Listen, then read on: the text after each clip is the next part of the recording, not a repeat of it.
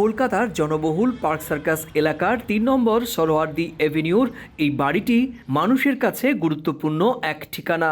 প্রাচীন বাড়িটির নিচতলায় আছে বাংলাদেশের ইতিহাস, ঐতিহ্য, সংস্কৃতি, ভাষা, শিক্ষা থেকে রাজনীতির বিষয়ক নানা স্বাদের বই।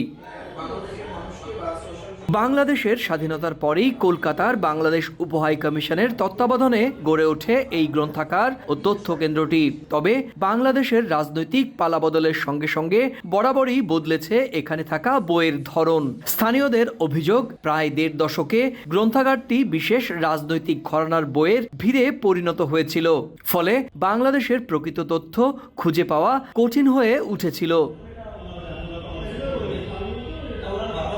তবে এখন বদলেছে প্রেক্ষাপট, নতুন করে সব ধরনের বই জায়গা পাচ্ছে এখানে। আগতদের দৃষ্টি আকর্ষণ করতে প্রবেশপথেই তৈরি হয়েছে বাংলাদেশ কর্নার নামে একটি আলমারি।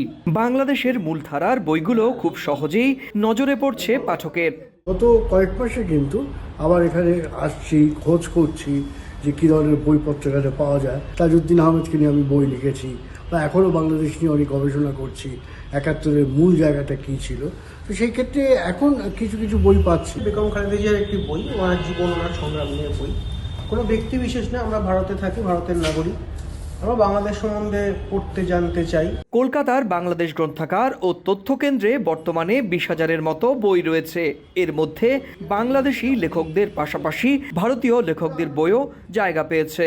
আমি এসে দেখেছিলাম যে একটি নির্দিষ্ট দল বা নির্দিষ্ট কিছু ব্যক্তির বই এখানে রাখা ছিল। অনেকের হয়তো আগ্রহ আছে ভিন্ন মত বা ভিন্ন দল বা ভিন্ন আদর্শ বা থাকে না, সাবেক প্রধানমন্ত্রী বলুন, রাষ্ট্রপতি, সবাই সম্পর্কে জানার একটা আগ্রহ থাকে। তো সেরকম কিছু কিন্তু ছিল না। আমি চেষ্টা করছি বা এখনো চেষ্টা করছি যে সেটা যেন একটা ভারসাম্যপূর্ণ অবস্থায় আসে। সরকারি হিসেব অনুযায়ী প্রতিদিন গড়ে ৩০ থেকে ৫০ জন পাঠক এই গ্রন্থাগারে বাংলাদেশ সম্পর্কে ধারণা নেন।